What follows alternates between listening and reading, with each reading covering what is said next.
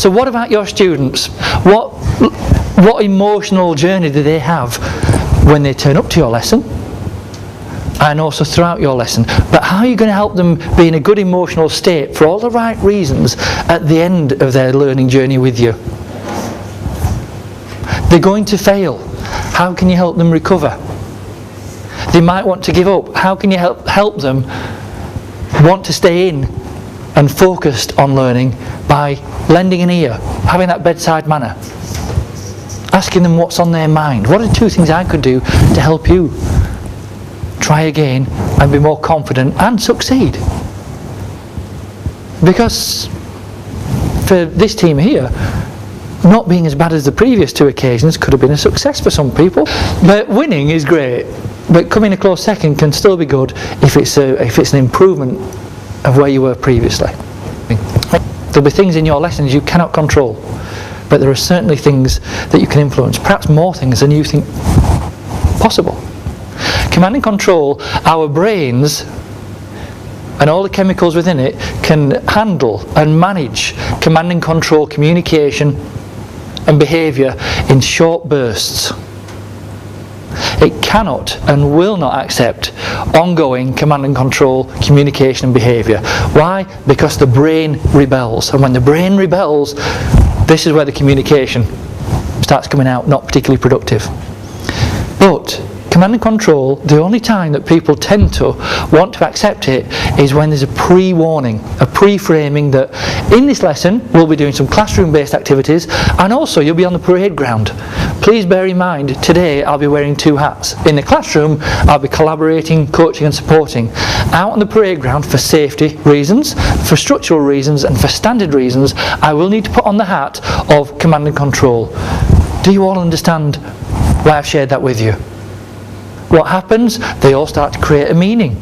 He or she has been kind enough to tell me what's going to happen and how their role is changing and what I'll be expected to do differently. That makes sense.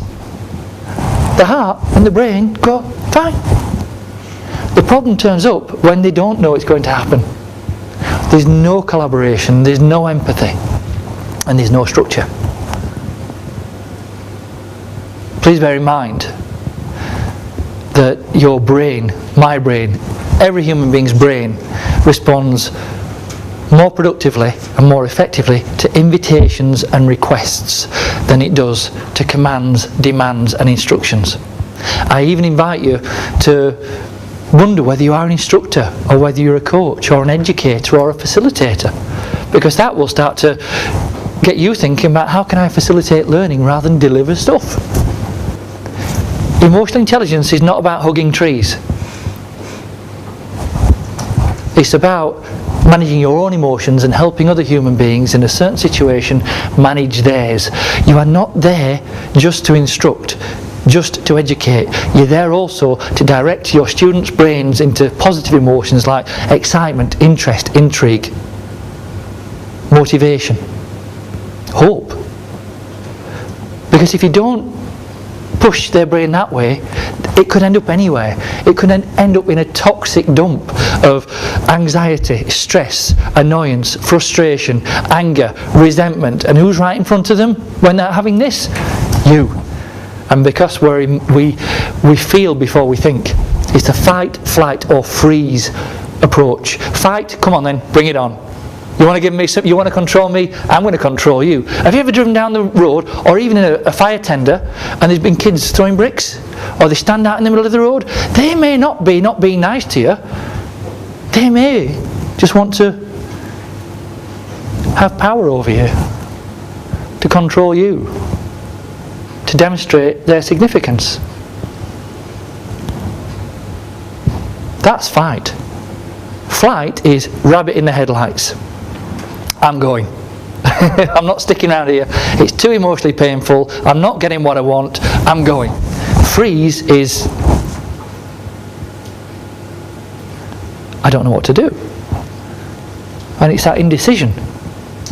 If I do this, I'm screwed. If I do that, I'm stuffed.